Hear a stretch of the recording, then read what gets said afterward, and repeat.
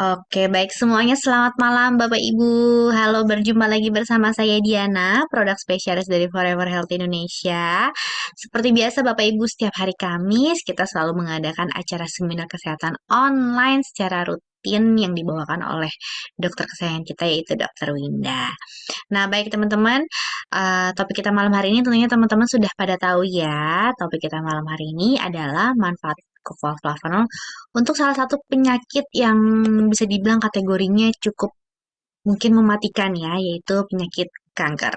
Ya, untuk lebih tepatnya nanti Dokter Winda akan menjelaskan materinya. Bapak Ibu bisa menuliskan pertanyaannya di kolom chat dan kolom chat akan saya tutup 15 menit sebelum acara berakhir. Baik teman-teman, sebelum kita mulai, boleh kita sambut dulu pembicara kita yang luar biasa, Dokter Winda. Halo. Halo dok. Oke, baik dok. Topik kita hari ini masih sama seperti offline kemarin ya dok ya, di hari Selasa minggu ini, yaitu manfaat coca flavanol untuk penyakit kanker. Nah, teman-teman semua, selama dokter ini menjelaskan, saya harapkan untuk tidak menyalakan mikrofonnya ya, karena nanti kita akan ada sesi tanya jawab setelah dokter Winda selesai menjelaskan. Kalau begitu, saya share materinya ya dok ya. Oke. Oke. Sudah muncul di layar handphone atau laptop Bapak Ibu? Sudah ya? Baik, kalau begitu saya persilakan Dokter Winda untuk menyampaikan materinya. Silakan, Dok. Oke. Thank you, Di. Semangat pagi, selamat malam teman-teman FHI di seluruh Indonesia dari Sabang sampai Merauke. Gimana kabarnya? Sehat-sehat kan? Sehat-sehat lah ya. Oke, mungkin ada yang sudah di rumah, ada yang sudah makan malam, sudah mau udah santai-santai, atau bahkan mungkin ada yang masih di jalan. Nah, nggak apa-apa ya, sambilan nih kita santai-santai sambil mungkin sambil nyetir, sambil di jalan, sambil kita dengerin topik kita yang mau kita bahas hari ini itu adalah tentang kanker. Yuk kita bahas. Kalau ngomongin soal kanker sih, saya rasa teman-teman sih lumayan familiar ya sebenarnya dengan kanker karena penyakit kanker itu lumayan banyak di Indonesia. Ya, cuman sebenarnya seberapa kenal sih teman-teman terhadap penyakit kanker ini? Nah, kanker itu dikatakan kanker. Sebenarnya kanker itu termasuk dalam kategori tumor, gitu ya. Tumor itu kan adalah suatu massa, ya, massa yang abnormal tumbuh di dalam tubuh kita. Nah, cuman massa yang bertumbuh ini itu nanti dibagi dua kategori. Kategori jinak dan kategori ganas. Nah, kategori ganas salah satunya adalah kanker. Jadi kanker ini memang adalah suatu penyakit yang terjadi akibat sel-sel kita itu bertumbuhnya abnormal, ya. Abnormal, kecepatannya dia cepat dan apa namanya ukurannya juga lebih besar dibandingkan yang normalnya dan pertumbuhannya ini tidak terkendali. Sehingga pertumbuhan yang tidak terkendali ini bisa menyebabkan jaringan tubuh tempat dia bertumbuh itu malah bisa menjadi rusak. Slide.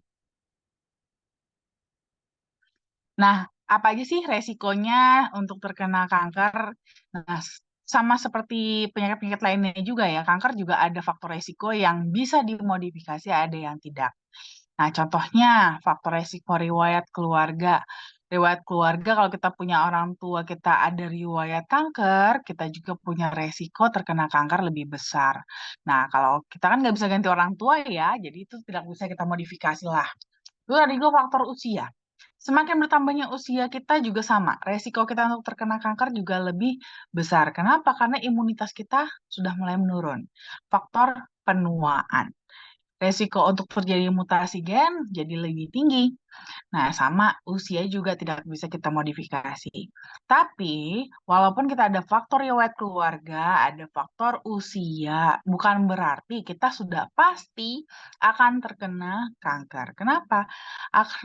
Akan bergantung lagi pada faktor-faktor yang di luar, ya, yang dimana faktor-faktor ini yang lebih bisa kita modifikasi.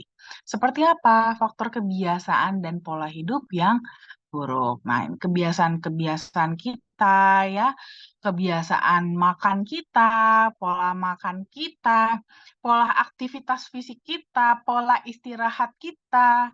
Nah, kebiasaan kita mungkin kebiasaan cemilannya kita, kebiasaan minumnya kita, mungkin kita apakah suka konsumsi alkohol, kita merokok, suka begadang, ya, suka makan junk food, seperti itu. Terus kita juga mungkin kurang makan buah dan sayur, ya, mas olahraga. Nah, ini kebiasaan dan pola hidup yang buruk itu semakin meningkatkan resiko kita untuk terkena kanker. Lalu juga memang kondisi kesehatan kita secara keseluruhan. Tapi kembali lagi juga tetap ya, kondisi kesehatan yang menurun ini juga tentunya nggak semata-mata menurun begitu saja. Karena biasanya juga memang sedikit banyak dipengaruhi juga dengan pola hidup yang buruk tadi. Dan ada juga faktor lingkungan hidup. Nah, kita kadang-kadang kitanya sih sebenarnya udah jaga makan, jaga aktivitas fisik, jaga jam tidur kita, gitu kan. Tapi kita kebetulan memang tinggal di lingkungan hidup yang resiko tinggi. Contoh, mungkin lingkungan hidup ini nggak hanya tempat tinggal aja ya, termasuk juga tempat kita bekerja. Contohnya mungkin kita bekerja di wilayah atau di tempat yang tingkat radiasinya tinggi, atau juga mungkin rumah kita tinggalnya apa namanya deket sutet, itu kan juga radiasi tinggi juga ya, contohnya gitu. Atau kita dekat dengan tempat-tempat yang tinggi akan polusinya di area industri seperti itu akan semakin meningkatkan resiko kita untuk terkena kanker. Slide. Nah, kalau gitu kanker gejalanya apa sih? Ya kembali lagi, kanker itu kan tadi kan adalah suatu massa ya, massa yang bertumbuh abnormal. Nah, otomatis berarti gejalanya apa? Adanya benjolan. Tapi benjolannya ini nggak lazim ya. Jadi makanya memang namanya juga abnormal, berarti nggak normal, nggak lazim. Muncul benjolan yang tidak lazim di tempat yang tidak seharusnya. Dan biasanya, tadi kan memang tumor ini dia ada yang ganas, ada yang jinak. Kalau yang jinak biasanya benjolannya itu di permukaan kulitnya itu nggak ada perubahan apa-apa gitu ya. Permukaan kulitnya biasa aja, normal-normal aja. Tapi kalau kanker atau yang ganas itu biasanya ada terjadi perubahan pada kulit di bagian atas dari si benjolan tersebut. Dan bisa juga disertai sudah mulai ada masalah pada kelenjar getah bening, lalu juga bisa mengalami berat badan turun tanpa sebab, padahal kita lagi nggak diet, tapi kok berat badannya turun dan turunnya lumayan cepet. Nah, ini waspada nih, ya. Terus kita juga bisa mengalami batuk atau sesak nafas yang berkepanjangan. Slide. Lalu bisa juga teman-teman mengalami memar ataupun perdarahan yang nggak normal. Contohnya mungkin kok jadi sering mimisan ya, padahal sebenarnya lagi nggak capek, lagi nggak jemur-jemuran panas-panasan, tapi sering mimisan. Nah, ini waspadai. Terus juga bisa juga nyeri di salah satu bagian tubuh, terutama tadi ya, area yang memang sudah ada tumor tadi gitu kan. Karena kan kadang-kadang ya teman-teman, bukan kadang-kadang sih, tidak semua benjolan itu bisa kita rasakan. Kalau yang dekat dengan permukaan kulit itu masih bisa kita rasakan, tapi kan banyak juga yang nggak kelihatan. Seperti contohnya tumor di paru, ya, tumor di paru kan kita nggak ada ngeraba benjolannya ya, atau tumor di otak itu juga nggak ada keraba benjolannya. Nah, tapi kalaupun kita nggak merasakan benjolan, tapi bisa juga kita merasakan gejalanya adalah nyeri di area tersebut. Lalu juga kita bisa mengalami pucat, lemas, dan lebih cepat capek, atau bisa juga gangguan pencernaan ataupun gangguan buang air kecil. Dan yang biasanya juga sebenarnya lumayan khas juga adalah demam yang terus berulang.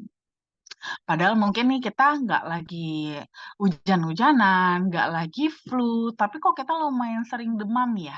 Nggak, tanpa alasan yang jelas kenapa gitu. Itu kita patut curigai, jangan-jangan ada suatu tumor di dalam tubuh kita. Slide. Nah, kalau kita ada ketemu nih gejala-gejala ini, sebenarnya kalau kita lihat dari gejala-gejalanya tadi, banyak gejala yang sebenarnya mungkin tidak terasa terlalu apa ya, harus bikin kita apa akan membuat kita waspada gitu ya. Makanya kenapa sering banget nih kita kayak demam deh. Demam, padahal kita udah sering demam, demamnya terus berulang, tapi kadang-kadang kita cuek atau kita ah nggak mungkin karena kurang minum doang gitu kan. Kita menganggap enteng masalah itu. Makanya sering sekali eh, pas dicek ujung-ujungnya tuh ternyata kita udah stadiumnya sudah agak tinggi. Apalagi kalau kita nggak rutin medical check up. Nah, makanya memang kita harus lebih care ya teman-teman ya dengan gejala-gejala tersebut, apa aja yang kita rasakan, supaya kita bisa segera mendeteksi lebih dini. Nanti kalau kita mau deteksi, apa aja sih yang dilakukan? Pertama biasanya dilakukan tes lab dulu. Tes lab itu bisa mulai dari tes darah, tes urin, maupun tes fesesnya. Nanti dari sana, kira-kira kalau seandainya ada tanda-tanda yang agak-agak mencurigakan, next step-nya itu dilakukan tes pencitraan atau imaging. Nah, imaging ini atau pencitraan ini itu mulai dari tes ronsen, dilakukan ronsen, foto ronsen ya, atau dilakukan USG, CT scan, MRI, ataupun PET scan. Nah, ini biasanya untuk lebih mendetail lagi nih, mengerucutkan gitu ya, kecurigaan yang kepada adanya masalah di suatu organ yang dikeluhkan tersebut. Nah, biasanya kalau memang dari hasil pencitraan tersebut tuh kan lebih kelihatan nih. Ya kan, wah emang ada massa, ya. Massanya kira-kira bentuknya seperti apa, ukurannya bagaimana, batas-batasnya itu, batas dari massa benjolannya itu batasnya jelas atau tidak. Nah, biasanya nanti kelihatan dari pencitraan ini. Nah, nanti kalau dari hasil pencitraan sepertinya arahnya memang suatu massa yang dicurigai ke arah ganas, itu biasanya dianjurkan untuk melakukan biopsi. Walaupun memang biopsi ini agak, apa ya, kalau sekarang itu eh, agak sudah mulai lebih jarang dilakukan sih ya, kecuali memang eh, belum bisa dilakukan operasi besar, biasanya bisa dilakukan biopsi terlebih dahulu. Tapi biasanya kalau untuk yang operasi-operasi yang masih mungkin lebih mudah gitu ya, biasanya sudah tidak lakukan biopsi lagi karena biopsi sendiri aja pun itu kan dilakukan seperti tindakan operasi juga. Jadi biasanya tuh nggak cost efektif gitu. Jadi biasanya langsung aja dari hasil pemeriksaan pencitraan tadi, umpamanya dari CT scan atau MRI, ini memang sepertinya suatu tumor jinak ataupun kanker stadium yang masih bisa dia operasi, stadium 2 mungkin ibaratnya seperti itu ya, itu biasanya langsung dilakukan aja operasinya. Jadi nanti dilakukan operasi, dilakukan pengangkatan, jaringan kankernya tersebut. Nah, seluruh jaringan kanker tersebut lah nanti yang akan dijadikan sebagai sampel biopsinya sekaligus, gitu. Untuk memastikan apakah memang benar ini jinak ataupun ganas untuk menentukan terapi ataupun follow up setelahnya. Slide. Nah, tentunya teman-teman yang sudah berpengalaman banget ya, lihat mungkin ada keluarga kita ataupun teman kita, kenalan-kenalan kita ya, yang menderita kanker, nggak mudah ya, sakit gitu ya, sakit sekali. Terus juga tidak hanya sakitnya aja terhadap kanker ya, tidak hanya sakit secara fisik, tapi pun bisa mengganggu mental. Dan itu juga terkadang yang ngerasain sakitnya bahkan tidak hanya si pasien sendiri, tapi seluruh keluarga ikut merasakan kesakitannya, ya kan? Makanya jadi nggak enak banget deh kalau kanker itu. Makanya biasanya, bukan biasanya sih, lebih baik ya, lebih baik kita cegah ya. Yang bagi kita-kita nih yang belum kena kanker tapi punya faktor resiko, bahkan pun kita yang tidak punya faktor resiko sekalipun, yuk kita cegah kanker. Gimana caranya? Yuk kita ubah gaya hidup kita yang lebih sehat. Mulai kalau bisa nih lakukan cek kesehatan secara berkala ya, medical check up. Kalau teman-teman yang usianya masih di bawah 55 tahun, idealnya sih setahun sekali setidaknya melakukan medical check up. Lalu juga kita usahakan untuk mempertahankan berat badan yang sehat ya, yang lebih ideal dan usahakan juga kita lebih aktif secara fisik. Jadi jangan lagi mager-mager ya, mulai bergerak ya. Terus juga makannya juga mulai diatur, diet yang lebih sehat dengan kalori yang lebih seimbang. kurangin yang manis-manis ya, supaya kalorinya jadi nggak berlebih. Lalu juga jangan lupa, walaupun kita harus aktif secara fisik, tapi juga harus diimbangi dengan istirahat yang cukup ya. Jadi tidurnya juga yang cukup, jangan begadang. Lalu juga kelola stres. Nah, ini juga penting karena stres itu sering banget justru malah yang menjadi pemicunya. Karena kalau kita stres, teman-teman, baik secara fisik maupun secara eee, pikiran ya, itu tuh akan membuat produksi hormon kortisol kita itu semakin meningkat. Nah, dengan hormon kortisol kita yang semakin meningkat, itu akan semakin, menyiksa sel-sel tubuh kita. Nah, ini bisa membuat resiko jadi mutasi gen, di mana dari mutasi gen inilah nanti yang akan jadi cikal bakal terbentuknya sel kanker.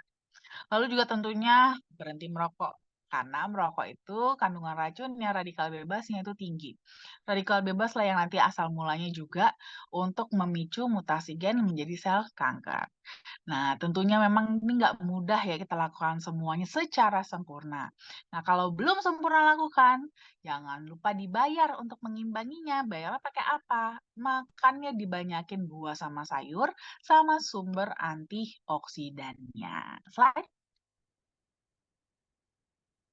Nah, kanker ini kan mungkin, pasti udah pada tahu juga ya, kalau kanker itu kan ada stadium-stadiumnya, ya. Mulai dari stadium yang pertama. Stadium yang pertama ini itu sel kankernya masih kecil dan masih lokal aja, ya. Masih lokal, masih belum bertumbuh yang besar, apalagi belum menyebar.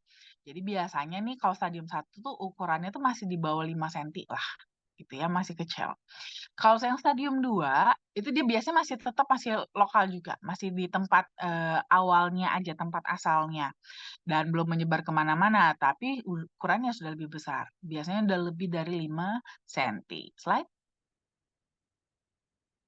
Nah, stadium 3 ini dia nih, stadium 3 itu sudah mulai kena ke kelenjar getah bening di sekitarnya.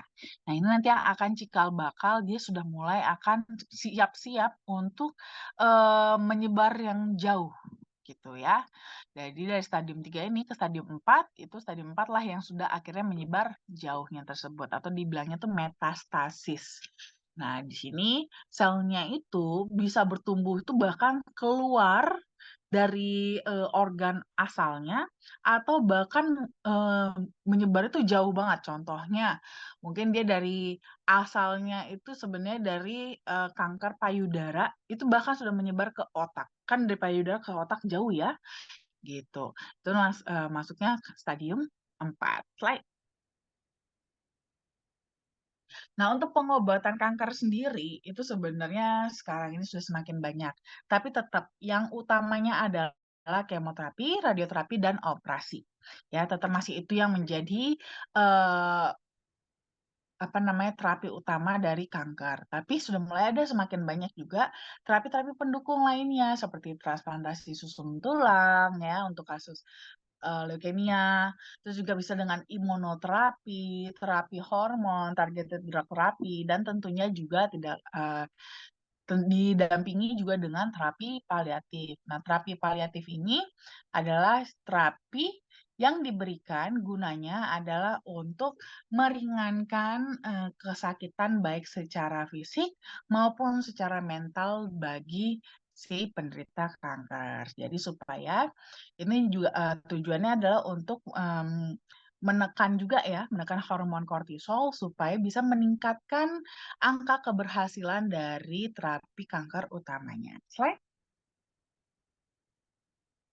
Nah, memperkenalkan produk kesayangan kita yaitu Coco Flavanol, ada varian original, DTM Liquid, NutriFlow, dan juga Flavanol Melt. Slide. Kalau kita ngomongin soal flavanol, tentunya kita akan ngomongin soal kepalanya yaitu polifenol, di mana polifenol terkenal akan manfaat utamanya sebagai antioksidan. Tapi ternyata nggak cuma itu, teman-teman. Kandungan flavanol yang tinggi pada kokoa itu juga terbukti secara klinis bermanfaat untuk fungsi kardiovaskular juga, di mana, dalam jangka waktu yang relatif pendek, sekitar 2 sampai 6 jam, itu dia bisa membantu dalam memberikan efek dilatasi atau pelebaran pada pembuluh darah. Tapi tentunya untuk mendapatkan kandungan flavonol yang tinggi pada kokoa tersebut juga nggak gampang ya, karena biasanya metode pengolahan biji kakao itu justru malah cenderung menghancurkan kadar flavonolnya. Sehingga dibutuhkan metode pengolahan biji kakao yang khusus yang dapat bisa mempertahankan kadar flavonol dari kakaonya bisa tetap tinggi. Slide. Nah, di sini ternyata sudah ada beberapa penelitian terapi kokoa untuk kanker. Jadi kan memang di dalam kandungan kakao dan juga komponen fenolik utamanya itu dia punya kandungan atau efek antioksidan dan antiinflamasi. Nah, efek antioksidan dan antiinflamasinya ini ternyata memberikan efek yang positif untuk terapi kanker, di mana dia bisa mencegah atau memperlambat perkembangan inisiasi dari berbagai jenis kanker. Ya, jadi memang justru ini bisa membantu untuk mencegah mutasi gennya. Lalu selain itu juga flavana pada kokoa juga bisa mengurangi peradangan karena dia punya efek antiinflamasi ya. Lalu juga bisa memodulasi respon imun dan juga mendukung serta memulihkan fungsi normal sel. Tentunya dengan mengurangi peradangan, ini bisa juga meminimalisir produksi dari radikal bebas yang bisa merangsang mutasi gen. Lalu juga dengan imun kita, respon imun yang lebih meningkat, itu juga respon imun kita juga bisa segera melakukan proteksi nih, bisa kalau seandainya terjadi mutasi gen dan terbentuk sel yang abnormal tersebut. Dan sel abnormal tersebut itu bisa segera dieliminasi oleh sistem imun kita sehingga fungsi normal sel bisa segera dipulihkan sebelum semakin parah. Slide. Nah, dan selain itu juga, asupan harian flavonoid itu ternyata bisa meningkatkan imunitas juga karena bisa, memberikan perubahan yang menguntungkan pada mikrobiota usus. Karena usus kita itu juga termasuk salah satu, sistem imun kita yang terpenting juga, karena dia merupakan salah satu pintu masuk, ya. Makanya usus yang sehat imunitas sehat juga. Di mana ini makanya dengan begitu bisa mengurangi resiko kanker dan juga menormalkan fungsi vital pada tingkat sel. Selain itu memang di kakao sendiri itu kan ada kandungan prosianidinnya. Prosianidin ini itu bisa menghambat pertumbuhan sel pada fase pertumbuhan kankernya. Slide. Selain itu juga flavonoid, karena dia memang punya efek antioksidan, dia itu bisa melindungi dan juga mencegah kerusakan di tingkat DNA supaya nggak jadi mutasi gen tadi, ya. Di mana biasanya kerusakan DNA ini itu sering sekali dipicu oleh radikal bebas ataupun agen karsinogenik lainnya. Di mana mereka bekerja dengan memodulasi enzim yang terkait dengan stres oksidatif. Lalu ada penelitiannya yang menemukan bahwa ternyata pasien kanker usia 60-83 tahun yang rutin mengkonsumsi coklat yang mengandung setidaknya 55% kakao setiap hari selama 4 minggu sebanyak 25 gram digunakan sebagai pengobatan paliatif, ternyata ini merupakan manajemen yang tepat dari secara fisik, psikososial, dan juga spiritual. Di mana ini sangat membantu sekali bagi mereka untuk mengurangi kesakitan dan juga bisa semakin meningkatkan kualitas hidupnya. Slide.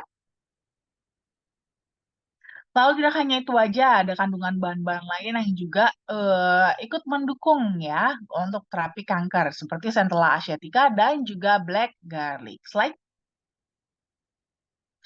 Centella asiatica itu ternyata digunakan sebagai obat tradisional yang berguna sebagai agen kemopreventif ya. Jadi dia tuh terutama sering sekali digunakan untuk mengobati penyakit kanker hati. Slide.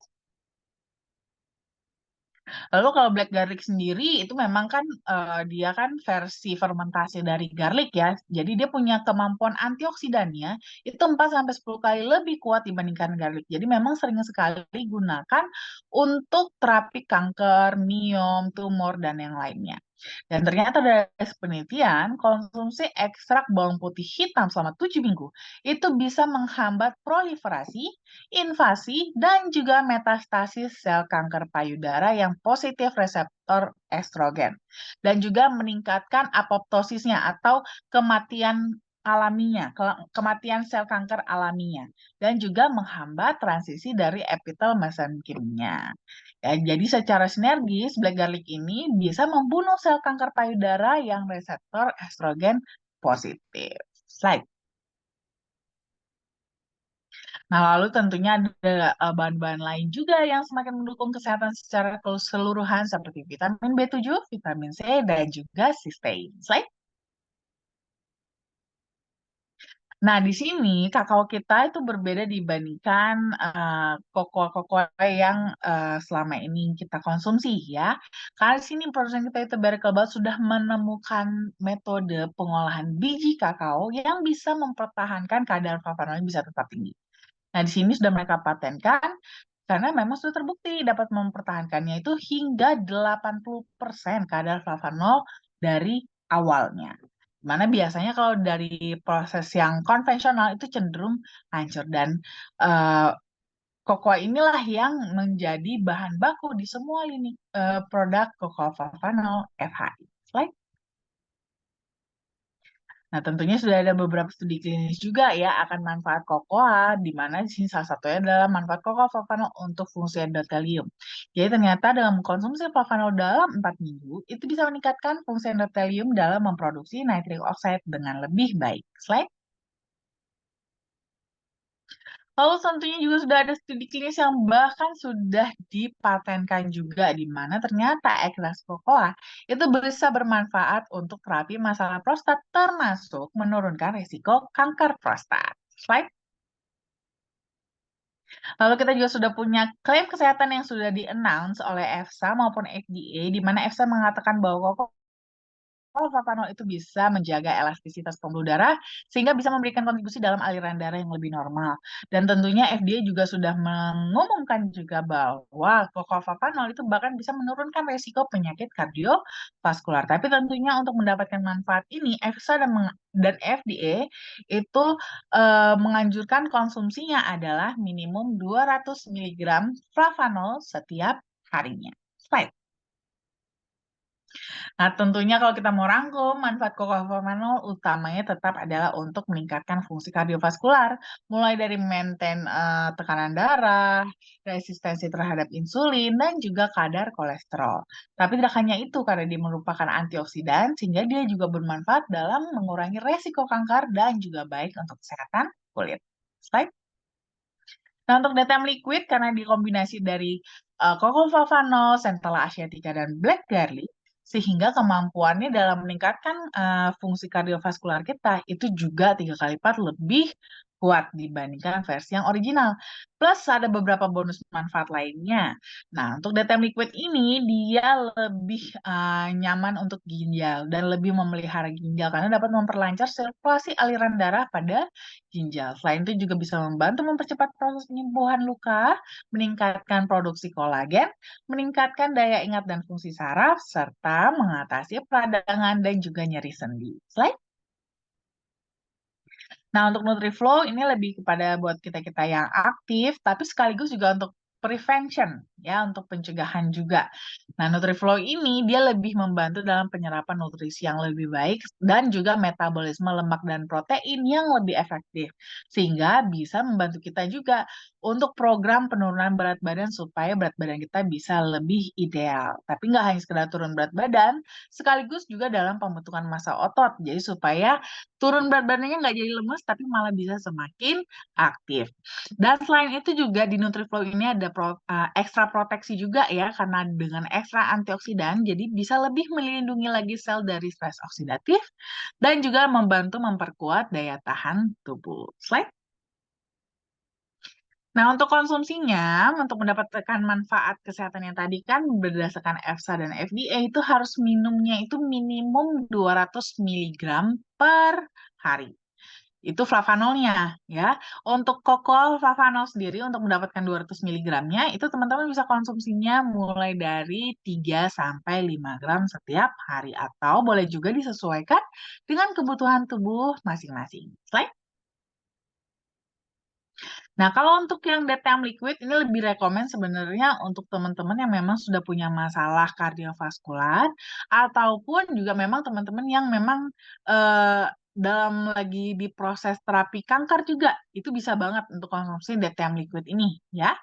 Nah, untuk DTM liquid ini itu dikonsumsinya mulai dari 1 sampai 2 saset maksimal per hari. Slide. Lalu bisa juga dikombinasi dengan Nutrifol Drink untuk teman-teman yang pengen aktif, itu bisa konsumsinya dengan menyeduh 15 gram setiap kali minum, itu bisa dikonsumsi 1 sampai 2 kali sehari. Terima kasih.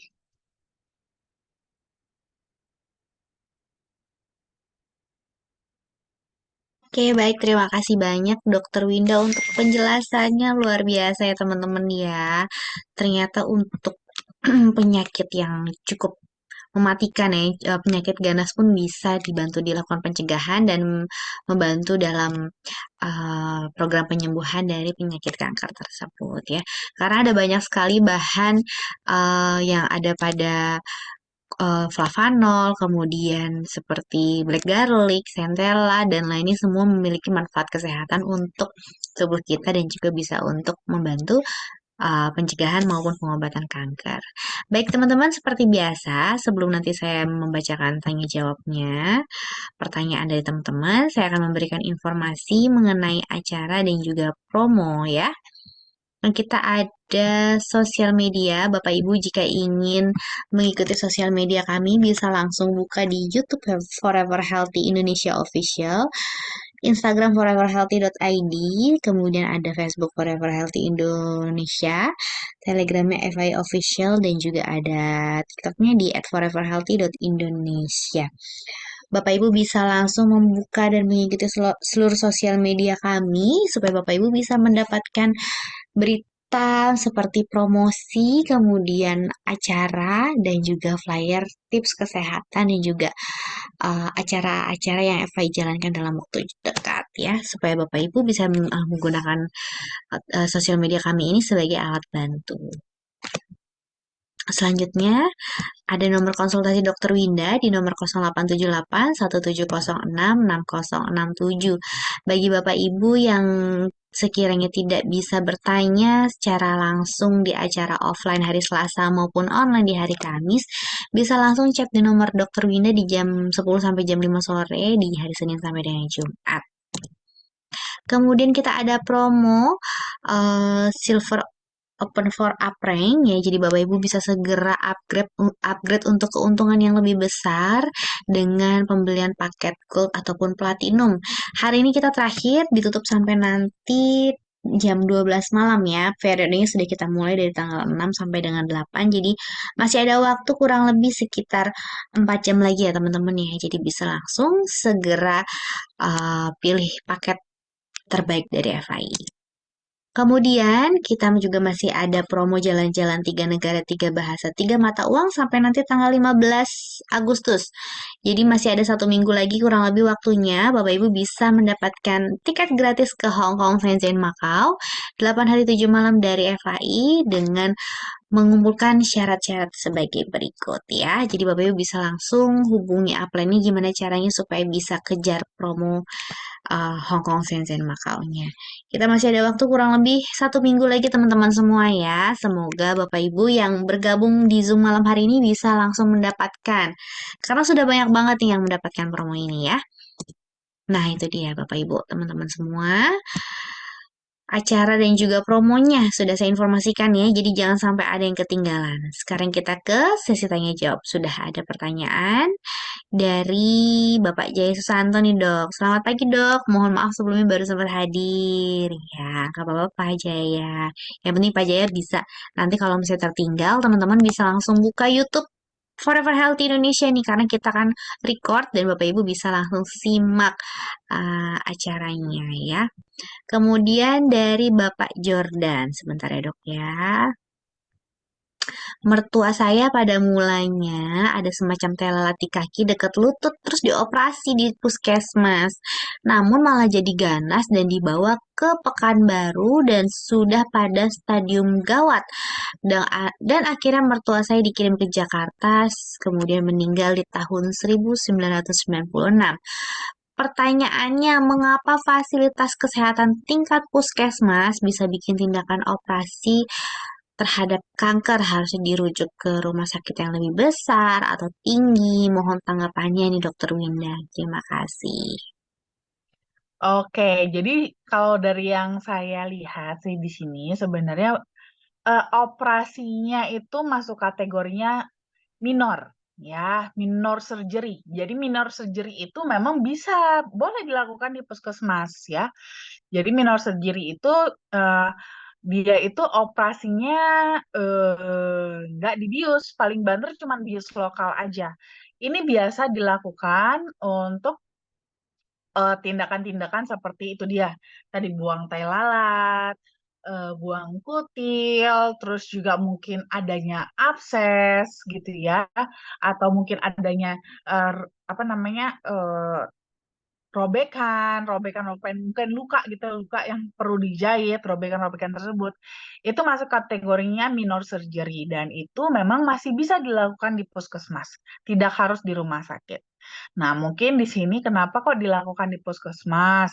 Nah, mungkin ini kan biasanya mungkin pada saat datang ke puskesmas lalu ditanya-tanya ya di anamnesa, lalu mungkin dari arah anamnesanya ya ini mungkin diduga awalnya memang hanya tai lalat biasa yang bukan suatu keganasan gitu. Makanya mungkin di apa namanya ya diangkat aja, tidak ada masalah dengan itu. Nah, cuman mungkin bisa jadi juga di area atau di jaringan dari telatnya sendiri sebenarnya sudah ada bakat dari keganasannya. Jadi itu membuat jadi ada stimulasi di sana gitu, stimulasi sehingga bisa malah jadi memicu perkembangan dari sel kankernya. Jadi ini tuh mirip seperti kalau umpamanya tadi dilakukan biopsi. Makanya kenapa biopsi itu sekarang juga udah mulai jarang dilakukan karena pengambilan sampel biopsi aja itu malah bisa memicu selnya sendiri yang awalnya tadinya mungkin jinak itu malah bisa kepicu jadi ganas gitu.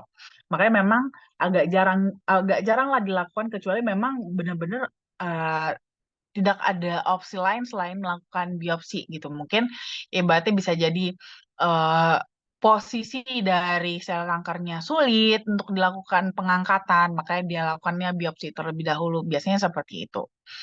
Nah, jadi mungkin ini begitu kondisinya ya Pak. Jadi memang apalagi untuk eh, kanker kulit ya. Di sini kan mungkin kan kemungkinannya kanker kulit ya. Kanker kulit itu memang nggak kelihatan bedanya gitu. Jadi kanker kulit atau melanoma itu tuh eh, mirip kayak tai lalat biasa. Jadi kadang-kadang memang kita nggak alert itu tai lalat biasa atau suatu keganasan atau kanker kulit karena mirip bentuknya sama-sama kayak tai lalat. Cuman yang membedakan apa? Kalau kita punya tai lalat, di teman-teman kan pasti biasanya ya pada rata-rata pasti punya lah ya tai lalat ya. Nah, itu tuh tai lalatnya nggak bertambah besar gitu, tidak bertambah besar dan pertambahan besarnya juga tidak cepat gitu, tidak dalam waktu beberapa bulan dia cepat banget makin membesarnya. Nah, tidak seperti itu. Nah, biasanya kan kita kalau punya tai lalat dari zaman muda sampai sekarang segitu-segitu aja. Nah, kalau itu sih sebenarnya ya itu tai lalat biasa ya. Itu jinak. Nah, cuman di sini mungkin bisa jadi itu dia ganas gitu kan. Nah, mungkin saya nggak tahu sih ya waktu itu apakah keterangan yang diberikannya juga kurang jelas atau bagaimana gitu sampai akhirnya ternyata eh, apa namanya eh si telatnya ini malah jadi berkembang jadi keganasan. Tapi yang pasti sih itu dia. Kalau untuk di puskesmas sendiri memang bisa dilakukan operasi minor tapi ya bukan mayor. Jadi operasi minor itu bahkan nggak di ruang operasi ya, di ruang rawat aja atau di UGD juga bisa dilakukan. ya operasi minor karena itu operasi kecil, pasiennya tetap sadar ya. Nah, beda dengan operasi yang di ruang operasi, di kamar operasi seperti itu. Jadi memang sebenarnya memang masih boleh dilakukan. Cuman mungkin itu dia ya, eh, harusnya sih mungkin agak lebih jeli, melihat ini ada kemungkinan arahnya ke suatu keganasan. Karena memang di Indonesia masih jarang sih. Belum begitu, tidak begitu banyak untuk penyakit kanker kulit. Jadi mungkin bisa jadi juga kurang alert ke arah sana gitu. Oke, baik. Terima kasih banyak Dokter Winda tanggapannya. Selanjutnya dari Ibu Berta Langi. Ini juga ada dari Bapak Tony dari Sorong, Papua Barat Daya. Luar biasa. Di sana juga sudah berarti kalau di sini jam 9, di sana sudah jam 11 Udah mau malam ya, jam Dok 11, ya. hampir jam 11. Terima kasih Bapak atas partisipasinya. Selanjutnya dari Bu Berta lagi ya dok ya. Selamat malam Dokter Winda. Saya mau tanya, kakak didiagnosa dokter kanker hati setelah dibiopsi dan bekas biopsinya itu masih mengeluarkan darah dok. Flavan apa yang bisa dikonsumsi sebelum eh, sebelum tes? Terima kasih sebelumnya Dokter Winda. Kalau masih ada waktu boleh saya langsung bertanya ke Dokter Winda. Bisa Bu Berta, silahkan saya nyalakan untuk mikrofonnya. Silakan untuk Bu Berta. Bu Berta lagi. Oh ya baik. Iya. Selamat malam Mbak Diana, selamat malam Iya. Dokter Winda. Ini saya Malam. mau ketik cuma terlalu panjang. 2022 itu kakak saya kantong penuhnya dibuang. Terus sebelumnya Mm-mm. dia juga kena hepatitis C. Oke. Terus ini beberapa bulan belakangan ini saya lihat kulitnya tuh udah mulai kayak kusam. Cuma saya bilang kok kakak kenapa ini kulitnya kok kayak hitam aku bilang gitu. Terus dia bilang ini iya lagi banyak pikiran karena beliau tuh setahun yang lalu pensiunan ini TNI Angkatan Laut. Terus dia berlayar lagi kan. Mm-mm. Nah, beberapa bulan berlayar dia sakit. Terus dirawat di Jawa, seminggu dirawat di Jawa, nggak ada perubahan. Di akhirnya dirujuk ke Gatot Subroto. Terus pertama tuh diagnosa dokter saluran empedunya lagi yang bermasalah kan. Akhirnya saluran katanya tersumbat. Akhirnya saluran empedunya tuh di bypass ke usus. Tapi setelah Oke. di bypass ke usus nggak ada perubahan, malah kayak tambah lemas. Terus saya lihat ke ininya juga kukunya, kulitnya mah matanya tuh kuning. Saya bilang kayaknya kakak ini apa livernya kambuh lagi. Terus kata istrinya enggak, ini SGPT, SGOT-nya bagus kok, dibilang gitu. Mm-mm. Terus setelah di biopsi baru ketahuan kalau dia kena kanker hati dan ini ini apa hasil ininya saya belum tahu apa stadium berapa gitu loh dok. Oke. Dan sementara disuruh pulang ke rumah sambil nunggu tace. Tace juga tuh saya nggak ngerti apa ya tace itu dokter. Hmm, ya,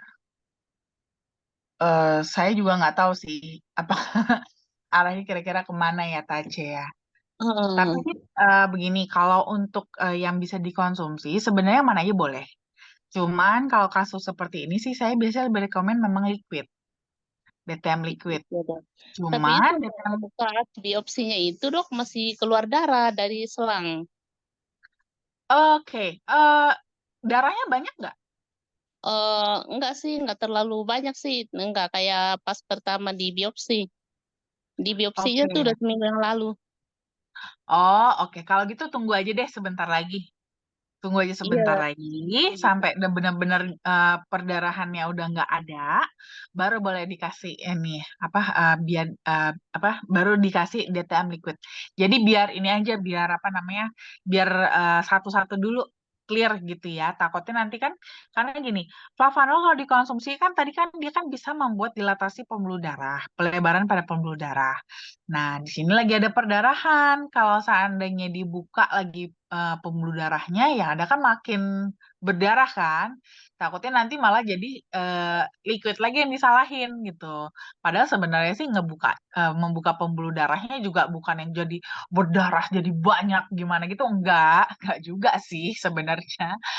tidak sampai seperti itu juga. Cuman daripada nanti malah jadi demotivasi, lebih baik tunggu dulu aja sampai perdarahannya berhenti. Toh juga tinggal sebentar lagi kok, karena kan udah mulai berkurang kan. Iya, Nanti sudah mulai baru setelah berkurang, Dok. itu, nanti baru setelah itu dikasih liquidnya. Nah, liquidnya dikasih targetnya 2 saset, tapi karena 2 saset ini juga sebenarnya dari sisi flavanol sendiri masih kurang ya. Karena itu kan cuma setara dengan eh, apa? Cuma setara dengan sekitar 400 miligram aja flavanolnya. Sedangkan untuk kasus kanker seperti ini saya anjurkan memang dosisnya harus lebih strong, lebih kenceng gitu kan. Karena kan adu kuat ya antara kita dengan sel kankernya. Jadi biasanya saya tambahin lagi. Jadi liquidnya 2 saset ditambah lagi sama originalnya. Nanti originalnya bisa mulai dari 5 gram dulu ditambahkan bertahap. Jadi 5 gram, evaluasi nanti tiga Hmm. hari.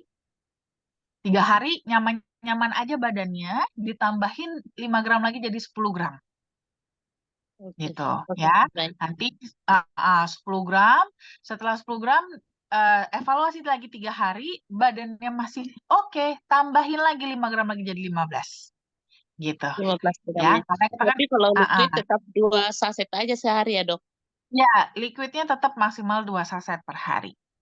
Ya, Baik. supaya jadi biar nanti kan ke depannya kan pasti kan akan dilakukan tindakan-tindakan juga kan, mungkin akan dioperasi, nanti tergantung dari ini ya sih, dari hasil pemeriksaannya ya, dia arahnya kira-kira ke stadium berapa. Kalau memang masih bisa dioperasi, biasanya dilakukan operasi. Kalau enggak, mungkin stadium yang umpamanya udah terlanjur ketinggian, itu biasanya dilakukan kemoterapi. Nah, nanti ini kan biar juga kita mempersiapkan supaya badannya siap untuk melakukan segala macam tindakan untuk terapinya itu, terapi kankernya gitu. Oh iya, Dok, saya dapat ini WA dari istrinya, katanya TACE tuh apa bacanya apa, pokoknya tulisannya TACE, kemoembolisasi transarterial atau TACE, menggabungkan pemberian Oh, kemoterapi iya, lokal dengan iya, proses iya, yang disebut embolisasi iya, iya, untuk iya, pengobatan kanker. Dibilang gitu, Dok. iya, itu intinya sebenarnya kemo. Oh, Ya, intinya itu adalah kemo, salah satu tindakan kemoterapi. Cuman ininya aja, tekniknya aja, transarterial gitu. Jadi melalui arteri, pembuluh darah arteri gitu. oh gitu ya. Oh iya, baik. Oke. Mm-mm. Oke, baik. Terima kasih Bu Oke, Berta terima Langi. kasih Dokter Linda. Terima kasih Iya, Mbak Diana. Selamat sama-sama Bu Berta. malam. Baik, kita lanjut ya dok ya. Pertanyaannya masih ada beberapa pertanyaan. Saya bacakan dulu dari Bu Rasimah. Selamat malam Dokter Winda. Mau tanya nih dari Umi Rasimah Pekanbaru ya. Untuk ibu muda yang sedang hamil, mengapa tidak bisa dikasih Flavanol liquid? Katanya Flavanol bisa untuk ibu hamil. Bagaimana sebaiknya untuk ibu hamil? Oke, jadi sebenarnya gini, kenapa tidak dianjurkan bagi ibu hamil? Karena di dalam flavanol liquid itu tidak hanya ada kandungan flavanol aja, tapi ada centella asiatica dan juga black garlic. Untuk black garlicnya sebenarnya sih aman, Terus dia cuman jual centella berapa? asiaticanya mungkin boleh ya.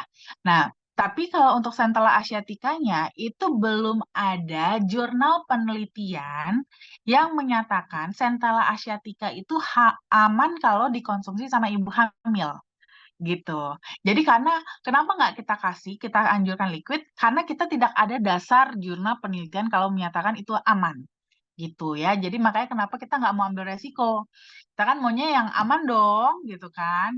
Kita juga mengatakan aman juga karena memang ada dasar dari jurnal penelitiannya kalau itu memang dinyatakan aman.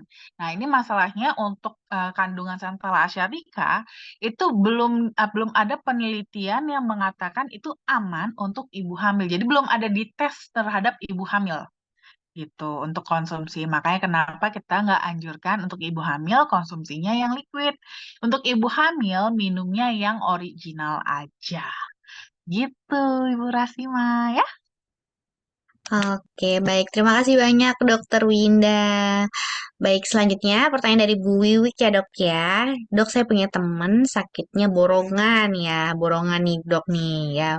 Ada jantung bocor, hipertensi, paru, kista, kolesterol, asam urat. Kalau naik tangga udah nggak bisa. Terus sekarang lagi dirawat karena sesak napas, jantungnya kumat. Terus boleh nggak, Dok, minum flavonol, kan udah parah kayak gitu. Harusnya minumnya apa dulu dan takarannya berapa, Dok? Oke, komplit ya kayaknya. Ini komplitnya kayak komplit super. Jantung bocor, hipertensi paru, ada kista juga, kolesterol, asam urat. Astaga. Nah, kalau ini sih sebenarnya lihat dari apa namanya dari masalah-masalahnya itu memang paling rekomendasi konsumsinya liquid ya. Liquidnya targetnya sih konsumsinya 2 saset. Mungkin harus tetap ditambah lagi dengan original minimal 5 gram. Mungkin bisa jadi juga lebih karena melihat di sini bakalan banyak banget nih kongsiannya di dalam badannya. Ya, takutnya nggak cukup juga kalau cuman liquid 2 saset plus ori 5 gram. Nah, tapi boleh pelan-pelan ya. Pelan-pelan jangan langsung nafsu banget semuanya langsung dikasih. Karena kan sekarang kan dia juga lagi kecapean ya, lagi dirawat, jantungnya kumat, lagi sesak napas. Pelan-pelan, jangan langsung terlalu diforsir badannya. Mungkin pertama boleh kasih liquidnya aja dulu. Mulai dari 1 saset dulu.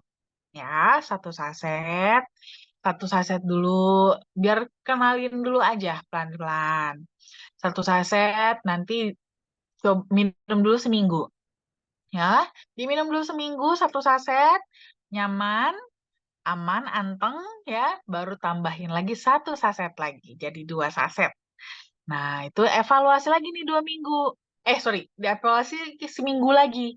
Ya, dievaluasi seminggu lagi. Gimana reaksi tubuhnya? Nyamankah? Enak? Anteng?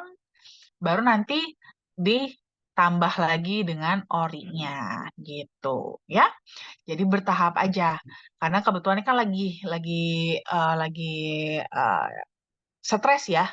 Badannya lagi stres karena kondisi jantungnya kumat, sesak nafas juga dengan segala macam penyakit-penyakitnya yang borongan tadi. Jadi memang kita pelan-pelan ya, jangan terlalu nafsu. Jadi dianya sendiri juga nggak stres kesakitan gitu ya. Tapi dimulai dari sekarang juga ya.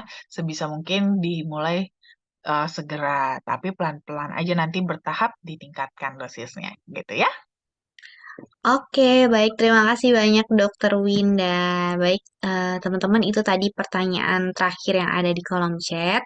Jadi, saya masih memberikan waktu untuk teman-teman semua yang ingin bertanya dengan Dokter Winda. Satu orang penanya bisa langsung menyalakan mikrofonnya. Boleh, teman-teman, ada yang ingin bertanya, Bapak Ibu? Saya berikan satu orang kesempatan yang ingin bertanya. Jika tidak ada, berarti mungkin harus ditutup ya, Dok ya. Ada Pak Jordan yang menyalakan mikrofon. Pak Jordan ingin bertanya. Dia Bu, nanya Bu, besok hari Selasa ada nggak seminar di Kosa Bu? Oh iya, baik.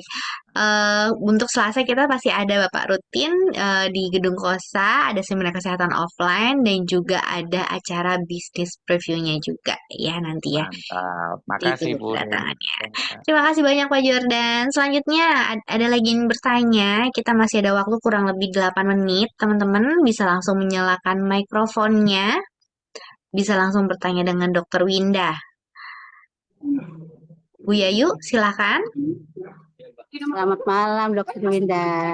Selamat Malam. malam, Bu Yayu, Dokter silakan. Winda, teman aku kemarin baru operasi kakinya tuh. Kemarin ke Malaysia kan kami ke dokter kemarin tuh tulangnya udah diambil tuh lututnya. Sekarang diganti dengan apa tuh alat-alat apa gitu loh, ada alat-alatnya juga gitu. Terus setelah operasi itu sebaiknya minumnya apa ya, Dokter Winda? Oke, sebelum operasi ada Lututnya udah diambil. apanya? Lututnya udah apa tuh kan kemarin kan apa tuh kropos udah gitu tuh udah apa sudah tidak ada apa tuh udah apa dia tuh dalamnya udah luka. Tempurungnya Udah ya? luka. Iya udah luka, tempurung udah luka, terus sekarang diganti dengan alat gitu, terus tempurung diambil sama dokter gitu, diganti dengan alat gitu. Mm-mm. Itu lebih Kalau baik minum apa? Sebenarnya minum yang mana aja boleh sih. Yang mana aja boleh kok. Original boleh, liquid boleh, Nutriflow juga boleh. Nyamannya dia aja yang mana. Cuman mungkin karena dia ini recovery ya, setelah recovery, dan karena dia mungkin lebih suka lutut, mungkin akan lebih cocok liquid sih, Bu. Karena liquid itu kan juga dia bagus untuk peradangan dan nyeri sendi ya. Jadi bagus Iya. buat dia. Jadi bisa bagus juga nanti buat lututnya dia gitu. Walaupun tempurungnya udah diambil ya. Walaupun tepungnya udah diambil kan tetap ada tulang paha sama tulang betisnya. Oh iya, ada betul betul. Oh jadi lebih baik dianjurkannya minum DTM aja, DTM liquid. Itu minum Iya, berapa? 2 atau 1? mulai dari satu dulu aja. Kalau kira-kira kurang, nanti ditambahin satu lagi. Oh iya. Terima kasih Dokter Linda yang baik hati. Baik, Sama-sama, Bu Yayu. terima kasih banyak Bu Yayu. Nah, baik Dok, Sama-sama. itu tadi pertanyaan terakhir dari teman-teman yang bisa menyalakan mikrofonnya. Sebelum saya akhiri, ada yang ingin disampaikan Dokter Winda? Seperti biasa, saya nggak pernah bosan-bosannya mengingatkan sama teman-teman untuk jaga kesehatan ya. Ingat, kesehatan kita bukan hanya untuk kita, tapi juga untuk orang-orang terkasih. Kalau kita sakit, nggak cuma kita kok yang ngerasain sakitnya, tapi keluarga kita, orang-orang yang kita sayang juga ikut ngerasain sakitnya. Nggak mau kan bikin keluarga kita sedih, jadi yuk kita jaga kesehatan kita sendiri. Mulai dari sekarang. Oke? Love you. Oke, baik. Terima kasih banyak Dokter Winda dan teman-teman semua yang sudah menyempatkan waktunya untuk mengikuti seminar kesehatan online Dokter Winda. Kalau begitu saya akhiri acara seminar kesehatan malam hari ini. Bapak Ibu bisa datang lagi, ikut lagi nanti di hari Kamis jam 8 malam dan ajak teman sebanyak-banyaknya ya untuk mengikuti acara seminar kesehatan Dokter Winda online tentunya dengan topik baru dan topik yang sangat menarik. Kalau begitu, saya akhiri acara seminar kesehatan malam hari ini. Saya Diana, saya undur diri. Terima kasih dan selamat beristirahat semuanya. Selamat malam. Bye-bye. Jangan lupa dikonsumsi flavanolnya ya. Ya, insya Allah dikonsumsi terus. Dikonsumsi terus, luar biasa Bu Yayu.